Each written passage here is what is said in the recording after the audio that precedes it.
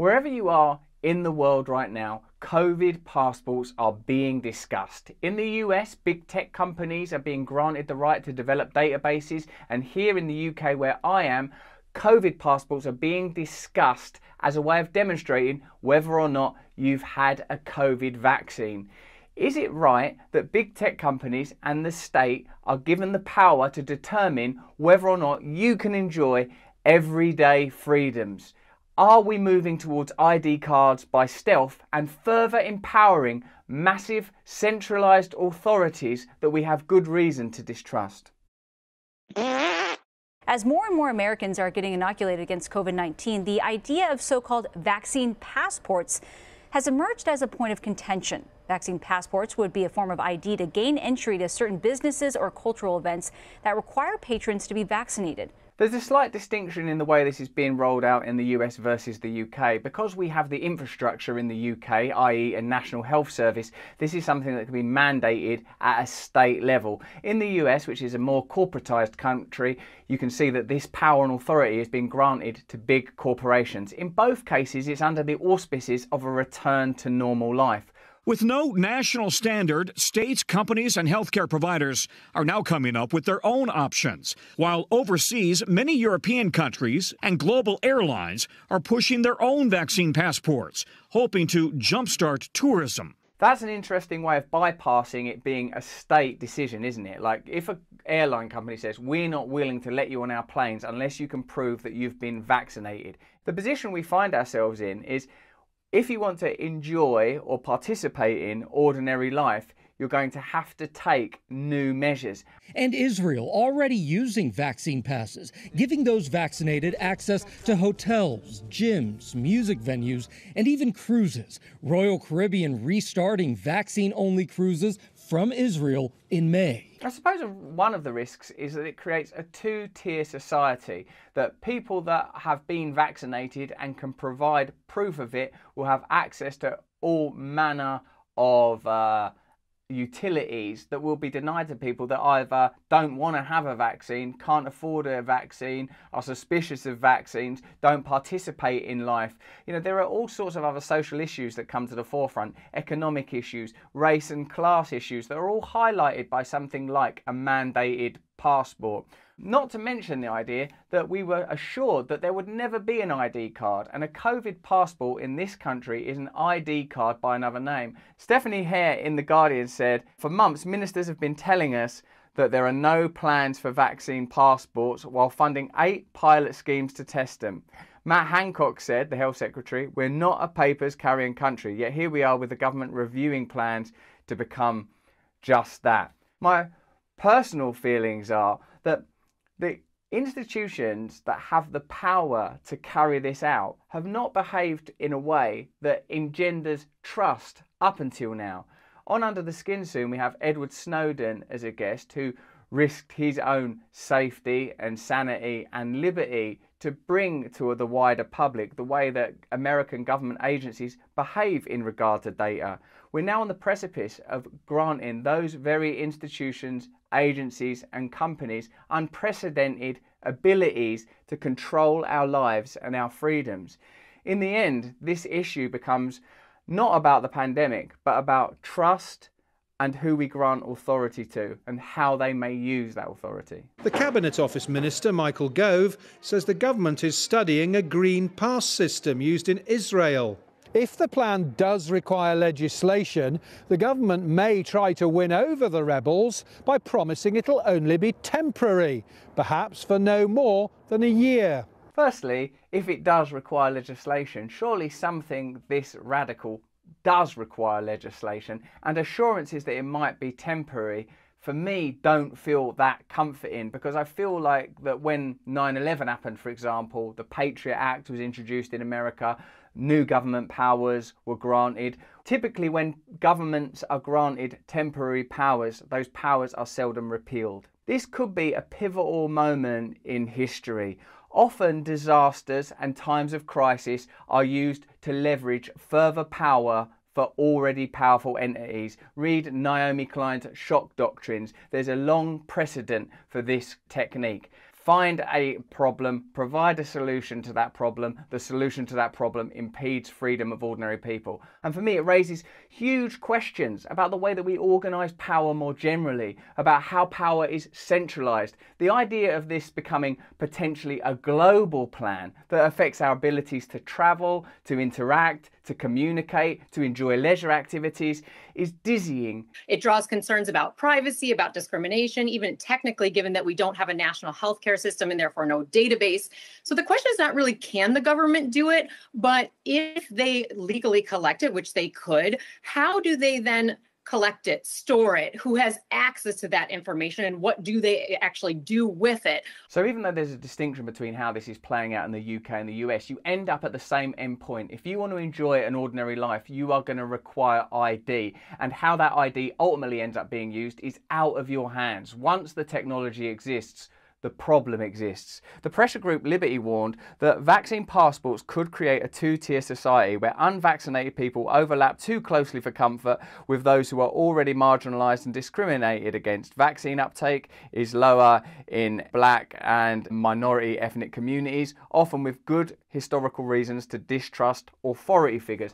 And I would say that that distrust extends to all of us. The fact is that all of us have a right to query and question authority. All of us know that governments make pledges and then rescind them. All of us know that big tech companies behave in ways that are questionable. And these are the very institutions that are going to be granted further power. A good example is, how does the government ensure that your data is not shared with, let's say, police, immigration officers, employers? Based on what we already know, how could we be certain that this information wouldn't be shared?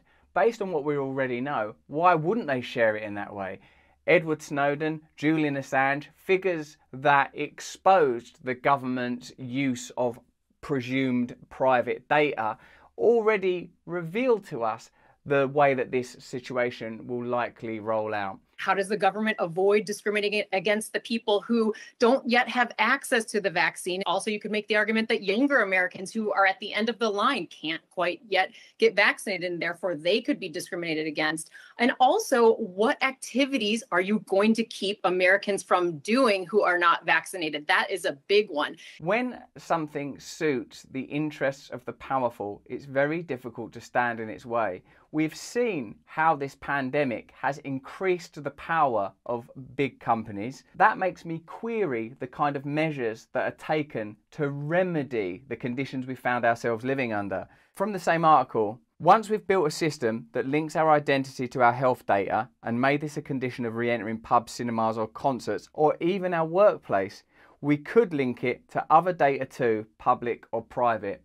It's difficult to envisage these decisions ever being repealed.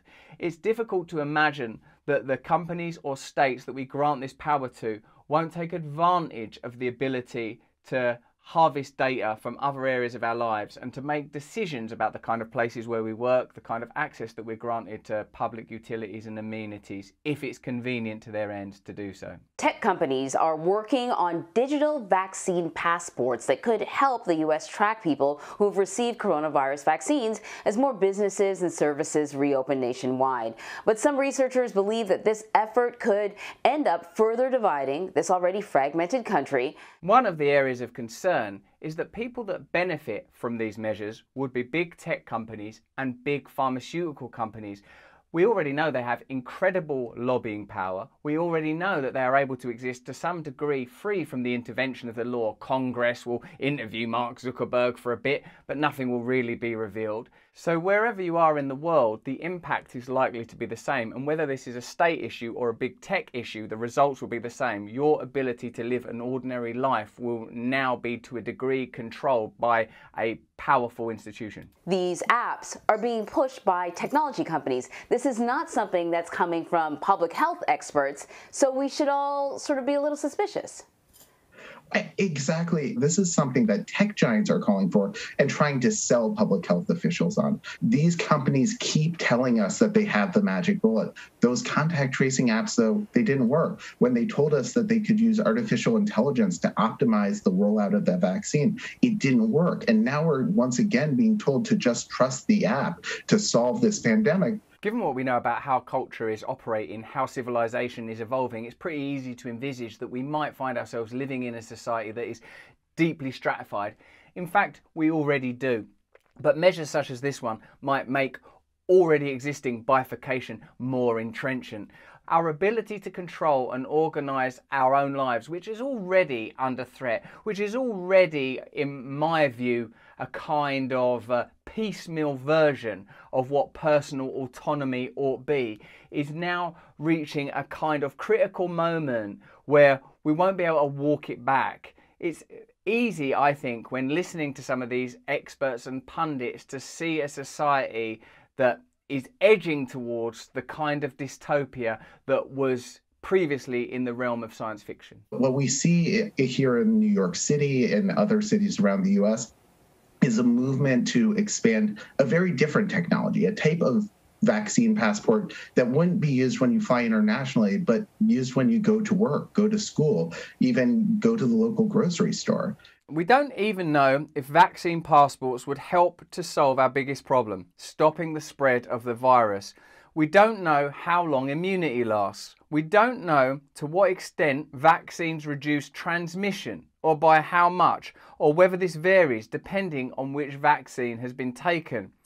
We don't know how much a system would cost, how we would know if it represents good value, or whether our resources will be better invested in other solutions. I feel like we're living in a time of division and uncertainty and a time of fear. For me, this requires reflection, calmness, and an assertion of personal authority, an insistence on democracy.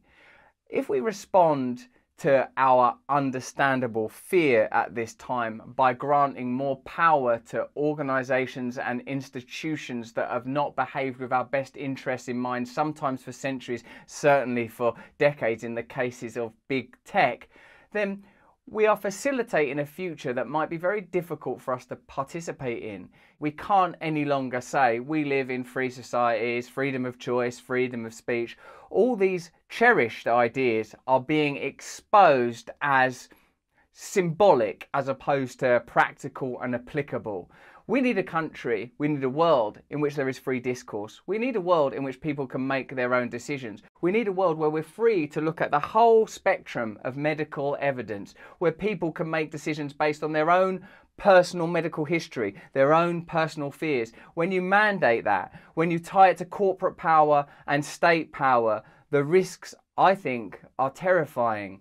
So this might be an issue where you see people from across the political spectrum coming together in the interests of liberty and freedom. Whether you're a person that believes in Donald Trump or Bernie Sanders or Jeremy Corbyn or somewhat less feasibly Boris Johnson, like you find yourself now in a position where your family, yourself, your sovereignty over your own body have to be at the forefront of your mind. And I am so worried that this vaccine passport drive will transform medical segregation into digital segregation in nearly every public space. We're talking about something that could exclude millions of people from the necessities of basic life.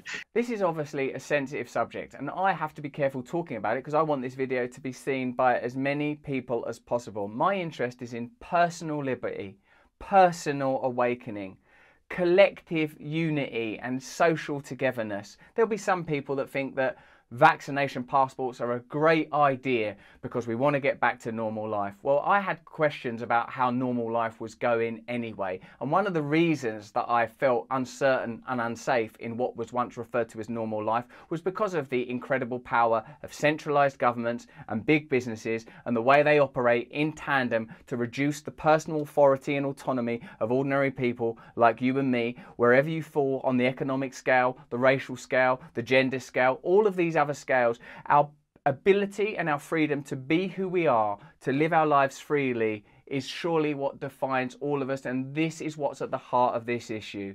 We are potentially losing our ability to move freely, to enjoy ordinary freedoms, let alone build realities that are more reflective of who we are, that take into account our complexity, our diversity, and our various and myriad ways of expressing who and what we are and how we want to live. If you like this video, please, press like, give it the old thumbs up. If you've got any questions for us, put them in the comments. We read them and communicate. Please subscribe to this channel. And if you're interested in personal awakening, go over and subscribe to my side channel, Awakening with Russell Brand. And if you want direct communication with me, please sign up to my mailing list. Join the collective on russellbrand.com to receive regular bulletins from me. Thanks for watching this video. This is obviously a massive issue and the conversation will be ongoing, and we'll go through that conversation together. Thanks.